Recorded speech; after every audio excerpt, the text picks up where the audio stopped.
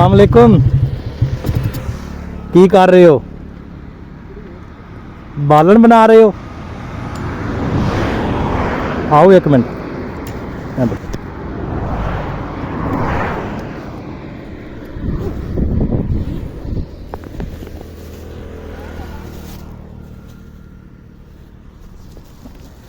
आ जाओ वीर जी, आ जाओ। ਤੁਹਾਡਾ ਟਾਈਮ ਜ਼ਾਇਆ ਨਹੀਂ ਕਰਦੇ ਅਸੀਂ ਤੇ ਇਹ ਕਹਿ ਰਹੇ ਹਾਂ ਕਿ ਠੰਡ 'ਚ ਖੜੇ ਹੋ ਤੁਸੀਂ ਹੈਂ, ਤੁਹਾਨੂੰ ਕੋਈ ਗਿਫਟ ਦੇ ਦਈਏ।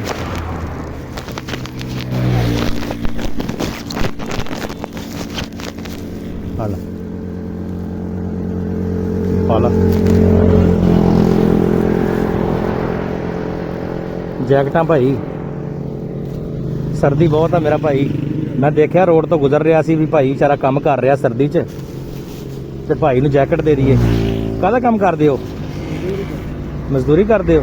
ਨਹੀਂ ਆ ਡੱਬੇ ਛੱਬੇ ਬੰਨੇ ਮੋਟਰਸਾਈਕਲ ਤੇ ਕਫੇਰੀ ਦਾ ਕੰਮ ਕਰਦੇ ਹੋ?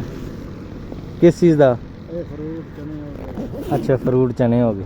ਆ ਬੇਟਾ ਤੁਹਾਡਾ ਪੜ੍ਹ ਰਿਹਾ ਬੱਚਾ? ਮਾਸ਼ਾਅੱਲਾ, ਠੀਕ ਆ। ਸਰਦੀ ਬਹੁਤ ਆ, ਜੈਕਟ ਦਿੱਤੀ ਵੀ ਜੈਕਟ ਪਾਓ। ठीक है बेटा, तू भी पाला है।